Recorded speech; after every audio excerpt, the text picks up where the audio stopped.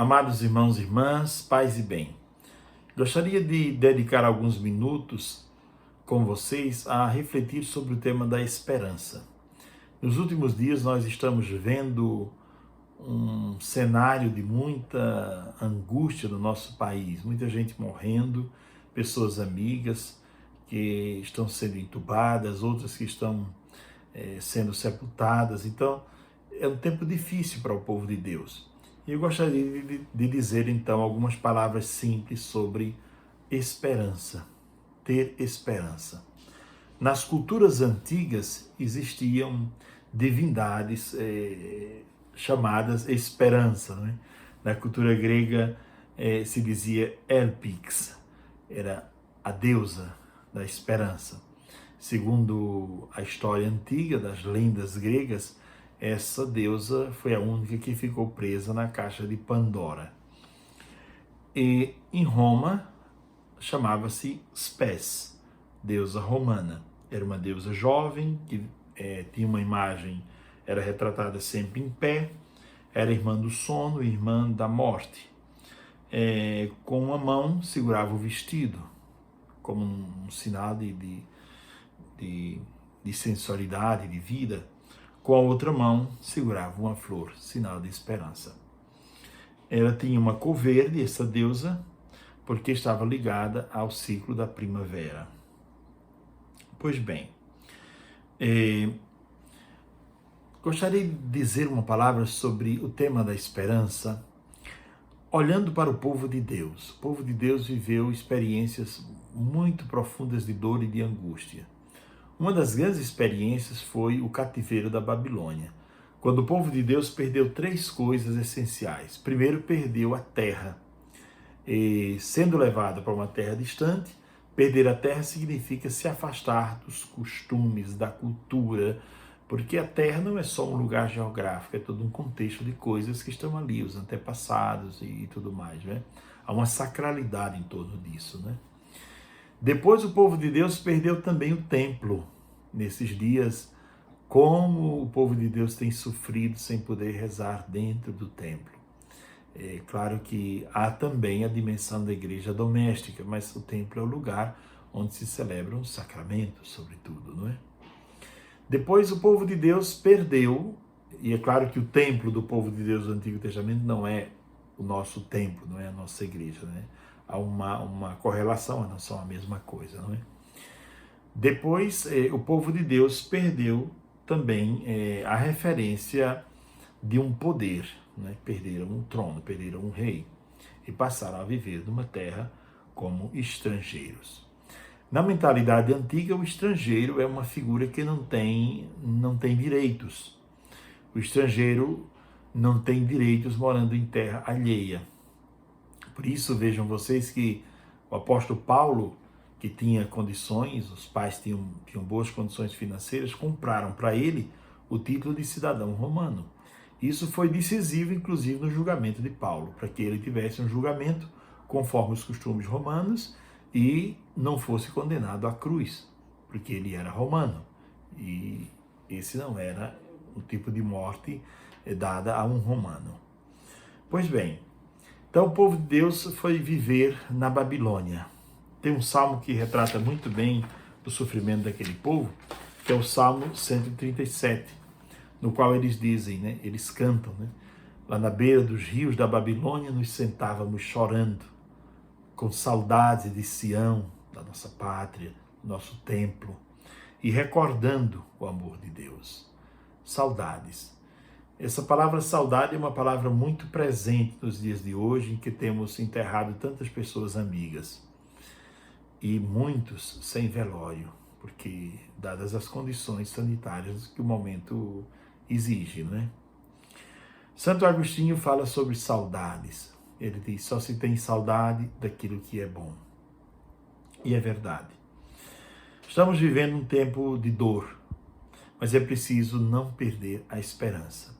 E eu gostaria de começar essa nossa reflexão com um trecho de uma homilia do Papa Francisco, na qual ele fala sobre a esperança. Ele diz o seguinte, que é preciso falar de esperança sempre, inclusive para os desesperados. Há momentos na vida em que as palavras não alcançam o coração de alguém que está vivendo numa angústia, numa tristeza grande, profunda, na dor, num momento em que trava tudo, mas a presença amorosa do cristão deve ser uma presença marcante. E aí o Papa diz o seguinte: não te entregues à noite, pois o primeiro inimigo a ser vencido está dentro de ti. Não concedas espaços para pensamentos amargos, para o medo e para a angústia. Veja que bela visão o Papa tem, não é?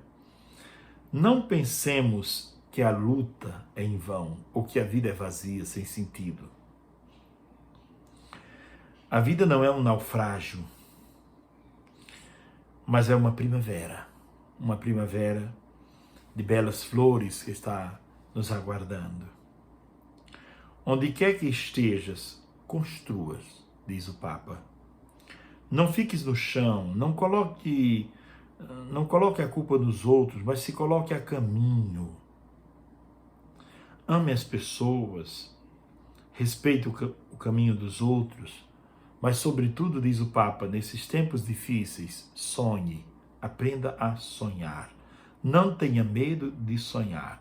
Sonhe com um mundo que ainda não existe, que você ainda não vê agora, mas um mundo que será construído com o nosso trabalho de vida cristão, nosso testemunho cristão.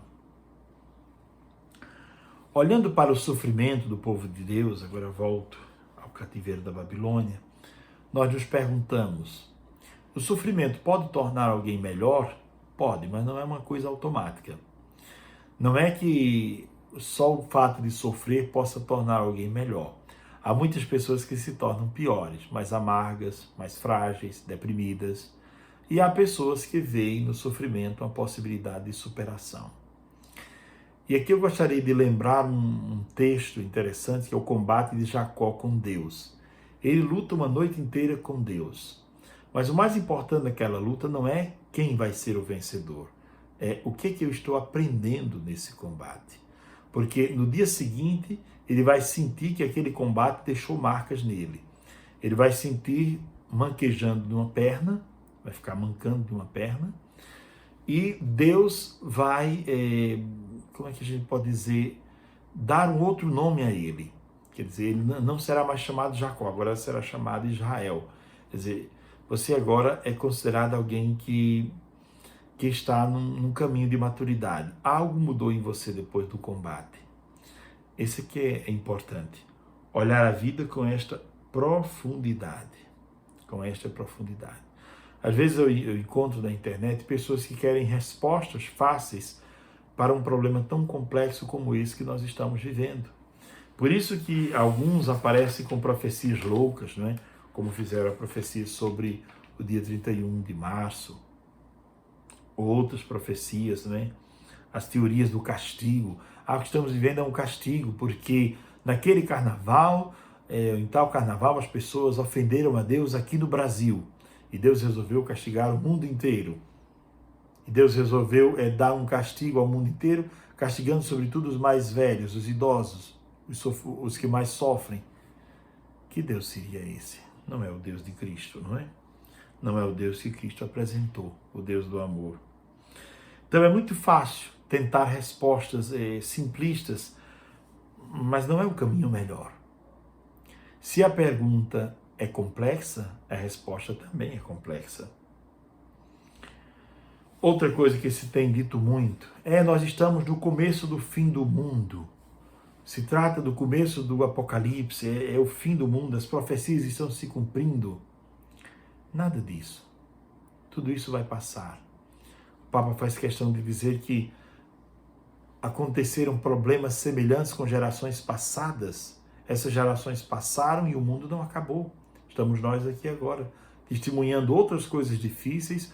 Vamos passar, daqui a pouco outros virão e a vida continua. O que vai passar é a nossa geração, não é um mundo que vai acabar, que vai ser destruído. O Papa fala sobre isso também, não é? Então eu diria que é preciso olhar a vida com esperança, não se entregar à dor, não se entregar ao sofrimento. Na vida, nós viveremos momentos de angústia e viveremos momentos de tempestade. Veja que Jesus, com os discípulos, experimentou uma tempestade estando na barca. Os discípulos se apavoravam e gritavam, enquanto Jesus estava dormindo tranquilo. E de onde lhe vinha essa tranquilidade?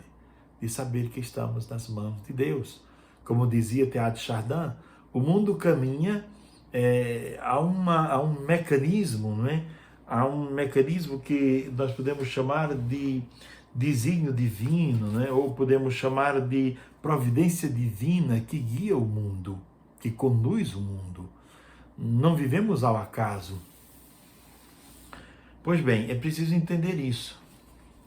Na vida nós vamos experimentar sofrimento, precariedades, dores, tempestades, mas é preciso confiar que Ele está na barca e é preciso, como os discípulos, saber chamar, mestre, gritar por Ele, mestre, vem em nosso socorro. Muitos estão perdendo não só a esperança, mas estão perdendo também a educação. Na internet a gente tem visto tanta coisa pesada, né? Tanta coisa, modos grosseiros de se referir às pessoas, né? E procurando soluções loucas para um momento tão difícil. Então, é preciso rezar, mas rezar como Jesus nos ensinou a rezar. Porque à medida que nós rezamos, nós vamos conhecendo também quem é o Deus que Jesus quis nos apresentar. E eu gostaria de concluir esse vídeo dizendo ou falando de maneira conclusiva de 4 coisas importantes para não perder a esperança. A primeira coisa é acreditar na providência divina. Eu falei agora há pouco. A providência divina que nos acompanha, é que não permite que o mundo seja destruído. Deus está conosco, Deus está cuidando de tudo. Jesus Cristo está na barca. Há uma tempestade, mas o Mestre está conosco. Esta é a grande riqueza que nós podemos proclamar. Então, a história humana é guiada pela providência divina. É belíssimo falar sobre isso, importantíssimo falar sobre isso e dar esperança aos outros, a quem está perdendo a esperança. Deus não nos abandona nunca. Sobretudo na nossa dor, Deus não nos abandona. A segunda coisa importante é aprender a ler a vida, ler os acontecimentos da vida, ler o passado, ler o presente, ler a sua história pessoal e ler a história também de um modo geral, à luz do Evangelho, à luz e sob o olhar de Cristo.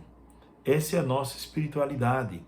Devemos ter uma espiritualidade que nos capacite a estar neste mundo, não de qualquer modo, mas dando testemunho da nossa fé. Em quem nós acreditamos, como diz o apóstolo Paulo, sei em quem acreditei. Essa vida espiritual é algo que vai dar sabor, que vai dar de fato compreensão a tudo que está acontecendo. E saber que a vida não é estéril e as coisas não acontecem ao acaso, mas há uma mão potente de Deus que conduz e que guia a história. Não abra mão de olhar a vida com profundidade, não troque a reflexão profunda e sobre a essência das coisas por um olhar superficial. Porque olhar as coisas com superficialidade não ajuda. Em tempos de crise, nós podemos redescobrir a solidariedade e o amor. Nós estamos vendo o quanto pessoas de boa vontade estão dando a vida no combate contra esse vírus. Ainda ontem faleceu aqui na Paraíba um médico com 27 anos de idade, um jovem. Eu vi uma foto dele pela internet e rezei por ele, né? Meu Deus, quanta gente, quantas pessoas da área de saúde estão morrendo nos hospitais, dando a vida, morrendo como heróis, dando a vida pelos irmãos, trabalhando para que os outros tenham vida. Pois bem, um olhar profundo e saber que durante a crise, o mais importante não é ter uma resposta imediata para as coisas, Porque às vezes o que nós pensamos que é um remédio é apenas um analgésico que não cura, mas só faz diminuir a dor. Que o Senhor nos dê a graça de recuperar a esperança e saber que há eventos e momentos na vida que nos marcam profundamente, como a história da luta de Jacó. E que há momentos na vida em que a gente perde a casca toda, não é? E que vale realmente naquele momento é a essência das coisas, não é? A nossa reflexão caminha para o final e eu gostaria de citar Viktor Frankl, que fala sobre o sentido da vida, aliás. Há um momento em que o look, a beleza, o conforto, a habitação, estas coisas contam de menos, dizia Viktor Frankl. Ele diz, quando estava no campo de concentração, entregue a trabalhos forçados, vivendo um frio insuportável, recebendo uma alimentação frágil, para não dizer outra coisa, vivendo em condições de falta de higiene, onde tudo era desfavorável, ele não abriu mão de crer na vida. E podíamos citar um outro exemplo, o exemplo do cardeal Vantuan, que quando estava preso, passou muitos anos na prisão, não abriu mão da esperança até o dia em que foi solto, né? Foi liberto, depois foi tornado cardeal, era bispo, né? Estava preso, né? Que o Senhor nos dê a graça de recuperar a esperança, não procurar culpados e não apontar o dedo para os outros, mas rezar uns pelos outros, rezar pela nossa nação, rezar por aqueles que têm poder de tomar decisões para que sejam coerentes com a sua missão, com a sua função. Que o Senhor nos ilumine a todos. Paz e esperança em Cristo.